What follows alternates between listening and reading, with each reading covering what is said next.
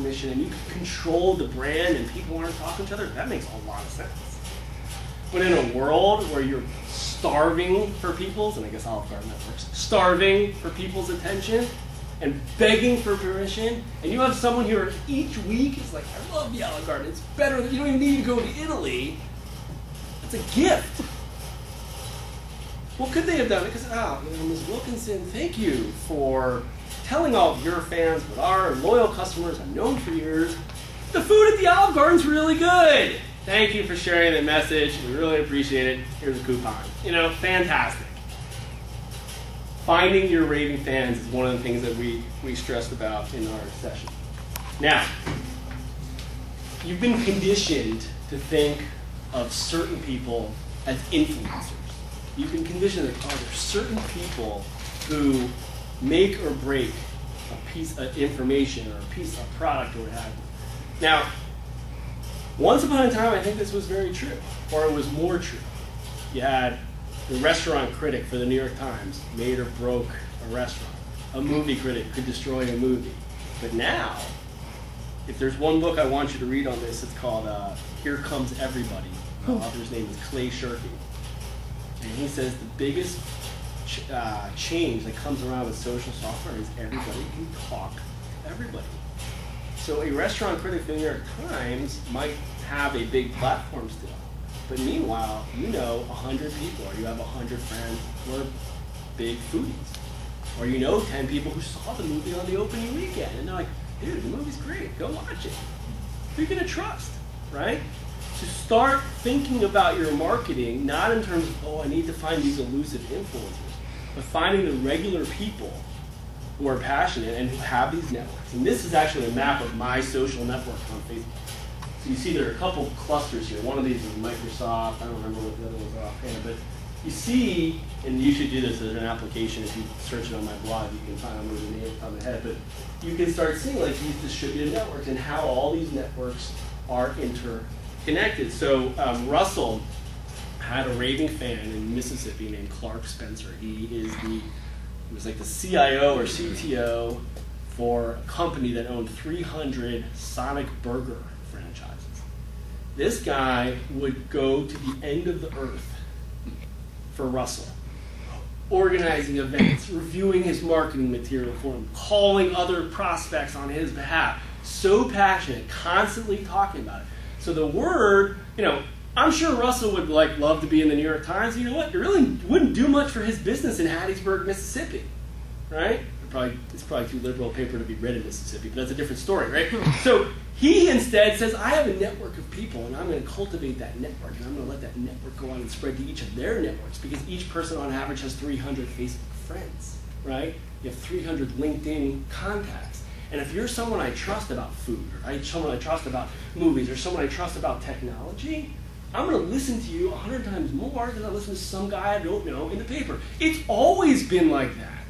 You've always trusted your network, but now you can talk to hundreds of people. Joan's having dinner with her college friend she hasn't seen in 7 years since she graduated from college, but, roughly.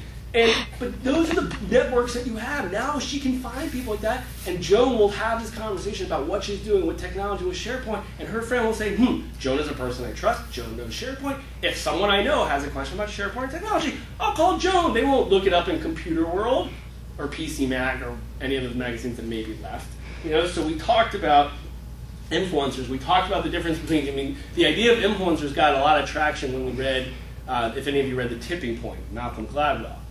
That was a great book, totally rocked my world, but what I realized about The Tipping Point is it came out before social networks meant anything. So he's talking about influencers, and now I'm thinking, so there's this other guy named Duncan Watts, who's a PhD or a professor. He was a professor at Columbia, now he's a researcher at Yahoo, if I'm not mistaken.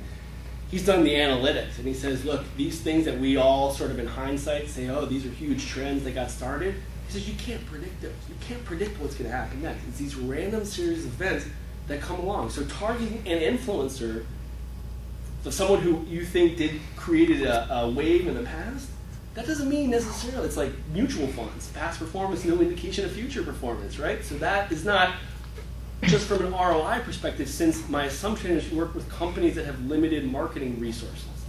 If not, definitely call me. Then we should talk. So spending your marketing dollars and your time, my hypothesis, and our hypothesis, is that it's better off finding these relatively regular people who then can push out the word on your behalf.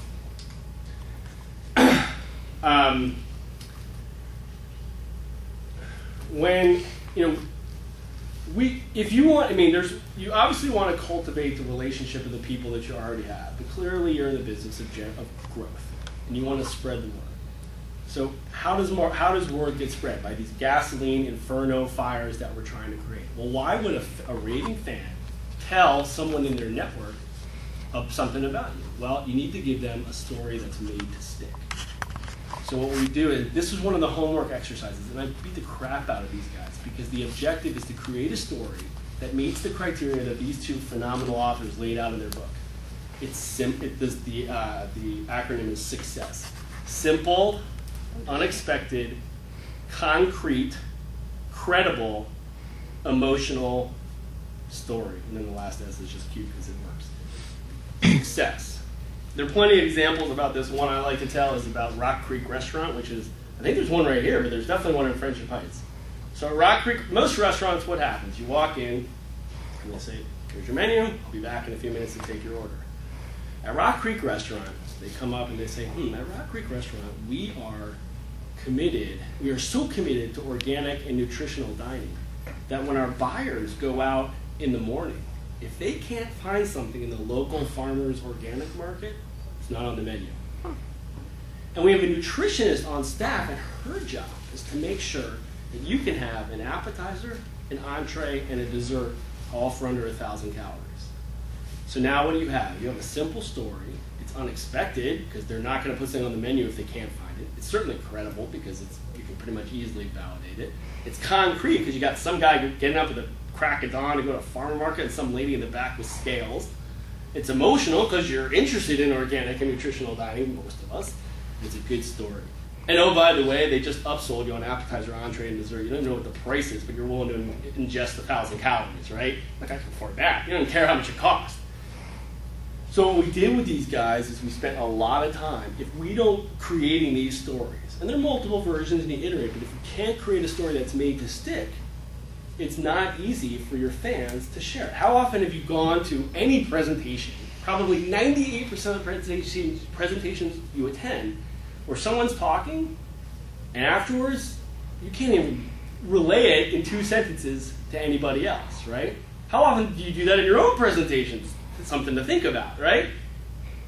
You have to be able to take these complex ideas and whatever you're doing and what have you, and make it simple. Make it easy for people to stick in their head so that they can tell other people on your behalf. This was part of our boot camp because we're not used to telling stories except to our kids. But now we have to recognize that the way we get the word spread on our behalf is by creating stories that stick. Another thing we spent a lot of time focusing on is signal versus noise. One thing that drives me crazy, Matt, can I just throw me the orange juice, please? Thank you. One of the things that drives me crazy, let's do a dramatic effect. Nice, thanks. I cannot stand